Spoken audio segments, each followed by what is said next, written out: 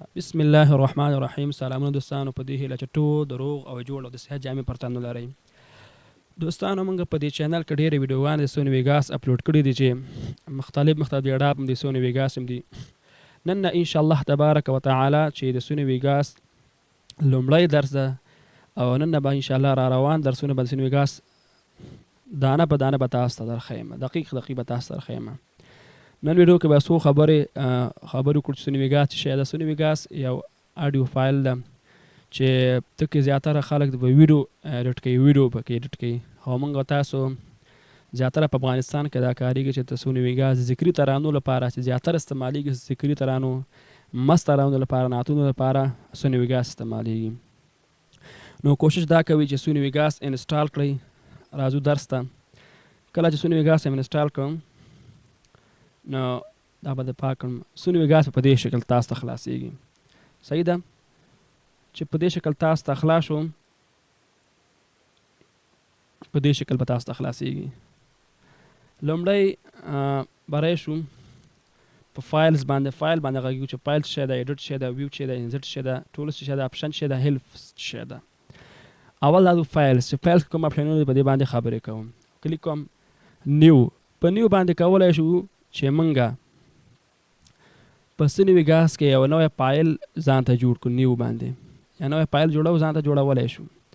ورپسې اوپن باندې کولای شو چې کوم فایل مونږ صف کړو هغه د باندې خلاص شو. کلوز باندې د فایل نه وځو مونږه. ورپسې چې دا سیف په دې باندې کولای شو. سیف باندې چې کوم شان مونږ فایل کې صف کړی دي، یعنی فایل کې صف د فایل کې مونږ ریکارډ کوو مکمل اخره پورې. په دې سیف کلیک کوم، دا ټول ریکارډ په دې فایل کې څنګه شو، دا ټول پکې صف شو. ورپسې راځم سیف ایس. په سیف ایس کې مونږ کولای شو چې ریکارډ کې کوم شیان صف کړي هغه په ریکارډ کې صف شو. په سیف ایس باندې کولای شو دغه ریکارډ کې کوم شیان صف شوي دغه فایل کې بیا فایل ور باندې نوی فایل باندې صف کړو، نوی فایل په خپل لوپ باندې صف کړو. رینډر ایس په دې باندې کولای شو چې ریکارډ هم کړي هغه باندې د باندې صف کولای شو. MP3 ته اړولی شو، یعنی په ډیسکټاپ کې دا صف کولای شو. نو کله چې ریکارډ وکړو بیا د باندې خبرې کوم. امپورټ باندې کولای شو چې دا میډیا په دې باندې چې دا ویډیو ټرک اخیستل کېږي. نور شیان که موږ کار نه لرو، موږ د نور په کار نه لرو. ایګزیټ په کار راځي چې د ایګزیټ باندې موږ د سوني ویګاس نه وتی شو یا وځو. په دې وتی شو، په دغه چالیپا اپشن باندې هم کلیک کړئ، مثبت اپشن باندې هم وتی شو، ظرف اپشن باندې. دا خو خلاص. ورپسې ایډیټ برخه کې ایډیټ کې په دې شانه که موږ یو هم کار نه لرو، کنټرول زیډ باندې کولی شي چې کوم ریکارډ خراب شوی بیرته صحیح کړي، بل سره واپس کېږي او په ده هم مخکې راځي. پوسټ انزرټ باندې په دغه شیان کولی شو. ښه، ایډیټ کې موږ خبرو کولې چې اوس راځو ایډیټ ته.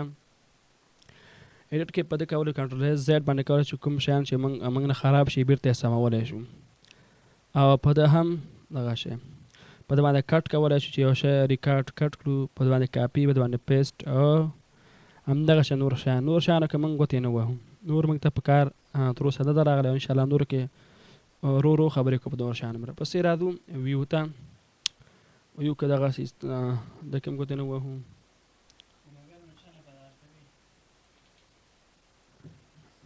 ښه، راځو انزرټ ته. په دې کې موږ ټرک اخیستلی چې ویډیو ټرک، د کې موږ نور ګوتې نه وهو، ټول سیم ګوتې نه وهو. او اپشن کې اپشن کې زموږ ډېر کار ده. اپشن کې به راشو د آخري ته. دلته چې راغلو په دې به کلیک کوو او دلته لیکلي چې موږ ته ویسټي افیکټ. په دې باندې موږ کولی شو چې کوم ویسټي افیکټ چې موږ انسټال کړی وي په دې باندې څنګه کولی شي چې انزرټ کړو، یعنی کمپیوټر ته انتقال کړو، پروګرام ته انتقال کړو. په دې باندې کلیک کوم او د کمپیوټر کې چې تیار موږ انسټال کړی، ما خو انسټال کړی چې ما جي کړی د هغه چې دا ویسټي پلګن کې ده. په دې به کلیک کې اوکې به وهي او ریفریش اوکې. دا به انشاءالله چې افیکټ شیان به پورته کړي. دومره خو وشو. ښه، ورپسې په دلته په دې ساحه کې به کلیک کوئ او د ماوس شپ بغل کې به کلیک ووهئ او انزرټ اډیو ټرک په د باندې به کلیک کوئ. موږ ته چې د اډیو په کار ویډیو نه ده په کار، اډیو کار کوو. ښه دا د اډیو ټرک شو، اډیو ټرک. ان شاء الله دونه درس په دې ویډیو کې به ان شاء الله په روان ویډیو کې به د ریکارډ کولو طریقه او د ریکارډ د ثبت کولو طریقه به تاسو ته ان شاء الله تبارک وتعالى خیم.